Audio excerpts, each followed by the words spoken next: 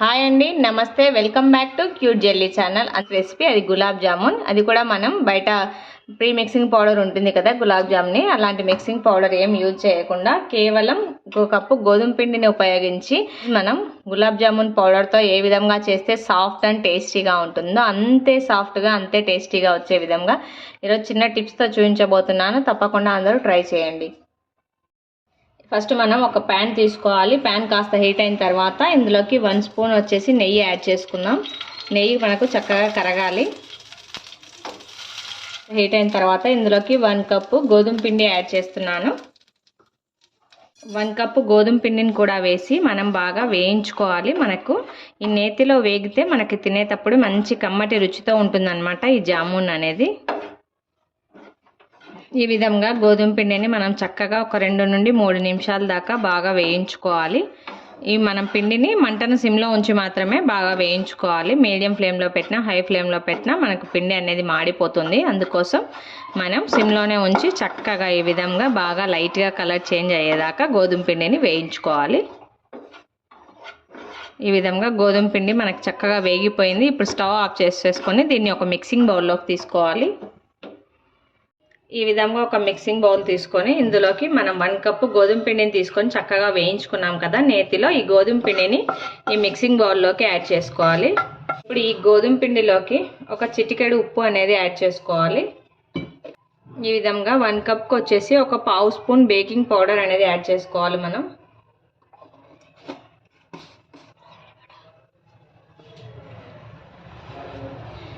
ఈ విధంగా ఉప్పు బేకింగ్ పౌడర్ కూడా వేసి ఒకసారి చక్కగా ఈ విధంగా మనం మిక్స్ చేసుకోవాలి ఈ పిండిలో.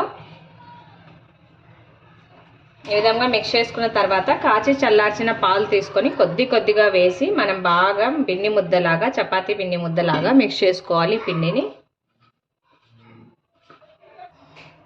ఈ విధంగా మనం చక్కగా పిండిని బాగా చపాతీ ముద్దలాగా తడుపుకోవాలి.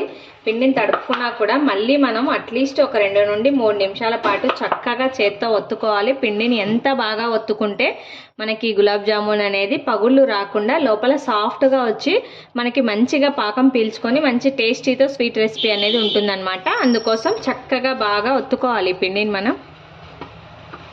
చూడండి, పిండిని మనం ఈ విధంగా చక్కగా బాగా సాఫ్ట్గా తడిపి పెట్టుకున్న తర్వాత పైనుండి కొద్దిగా నెయ్యిని తీసుకొని మనం బాగా పట్టించేసుకోవాలి పిండి ముద్ద అంతటికి.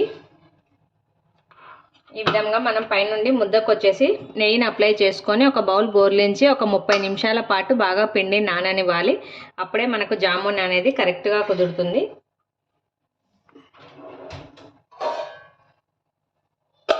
మనం పిండి తడిపి పెట్టుకున్నాం కదా, ఇప్పుడు మనం ఎందుకు పాకం తయారు చేసుకుందాం అనమాట. 1 కప్పు గోధుమ పిండికి 1.5 కప్పు పంచదార అనేది యాడ్ చేసుకోవాలి. ఈ విధంగా మనం 1.5 కప్పు పంచదార యాడ్ చేసి 1.5 కప్పు వాటర్ అనేది యాడ్ చేసుకోవాలి. పంచదారకి ఈక్వల్ క్వాంటిటీలో వాటర్ అనేది యాడ్ చేసుకోవాలి.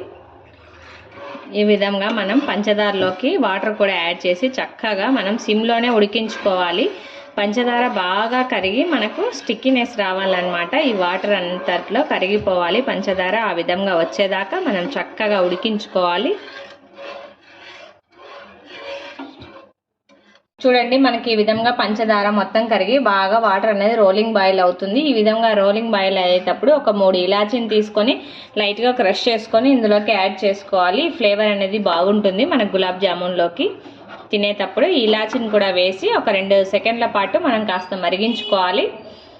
ఇప్పుడు ఒకసారి చెక్ చేసుకున్నట్లయితే చూడండి, మనకి ఈ విధంగా స్టిక్కీ కన్సిస్టెన్సీ రావాలన్నమాట. ఈ విధంగా స్టిక్కీ వచ్చిందంటే మనం పాకం రెడీ అయిపోయినట్లు పక్కన పెట్టేసుకోవాలి. పాకం అనేది చల్లారకుండా ఈ విధంగా లిడ్ క్లోజ్ చేసేసుకోవాలి. వేరొక ప్యాన్ తీసుకొని ఇందులోకి డీప్ ఫ్రైకి సరిపడా ఆయిల్ అనేది యాడ్ చేసుకోవాలి. ఈ విధంగా మనం ప్యాన్లోకి ఆయిల్ యాడ్ చేసిన తర్వాత ఆయిల్ హీట్ అయ్యేలోపు మనం చక్కగా రౌండ్ బాల్స్ లాగా ప్రిపేర్ చేసుకోవాలి పిండిని. మనకు 30 మినిట్స్ కల్లా పిండి ఎంత సాఫ్ట్గా రెడీ అయిపోయింది కదా. కొద్దిగా మనకి చిన్నగా కావాలంటే చిన్నగా, పెద్దగా కావాలంటే పెద్దగా రౌండ్ బాల్స్ మాదిరిగా మనం స్ప్రెడ్ చేసుకోవాలి. నిదానంగా బాగా ఇలా ఒత్తుతూ ప్రెస్ చేసుకోండి. ఎక్కడ పగుళ్ళు అన్నట్టు లేకుండా చూసుకోండి. ఇదే విధంగా మనం అన్నింటినీ రౌండ్ బాల్స్ మాదిరిగా చుట్టుకోవాలి. చూడండి మనకు ఆయిల్ అనేది చక్కగా హీట్ అయిపోయింది. అదే విధంగా మనం ఏ విధంగా రౌండ్ బాల్స్ లాగా అన్నింటినీ ప్రిపేర్ చేసి పెట్టుకున్నాం కదా, వీటిని కొద్ది కొద్దిగా ఆయిల్లోకి వేసి చక్కగా గోల్డెన్ బ్రౌన్ కలర్ వచ్చేదాకా మనం బాగా ఫ్రై చేసుకోవాలి. చూడండి ఈ విధంగా చక్కగా మనకు గోల్డెన్ బ్రౌన్ కలర్ వచ్చేదాకా ఫ్రై చేసుకోవాలి. ఇదే విధంగా మిగతా అన్నింటినీ ఫ్రై చేసుకొని పక్కన ఉంచేసుకోవాలి. మనం ముందుగా పాకం పెట్టుకున్నాం కదా, ఈ విధంగా లిడ్ క్లోజ్ చేసుకోవడం వల్ల మనకు పాకం అనేది చక్కగా హీట్గా ఉంటుంది. పాకం హీట్గా ఉన్నప్పుడే మనం ఈ జామూన్స్ని ఇందులోకి యాడ్ చేసుకోవాలి. హీట్గా ఉన్నప్పుడే మనకు చక్కగా ఇవన్నింటినీ పీల్ చేసుకుంటాయి. ఆ విధంగా వేడిగా ఉన్నప్పుడే మనం యాడ్ చేసుకోవాలి. ఈ జామూన్స్ని కూడా వేసి పాకంలో ఒక 10 నిమిషాల పాటు చక్కగా ఉంచేసుకోవాలి. అప్పుడే మనకు ఈ పాకం అంతటిని పీల్చేసుకుంటాయి.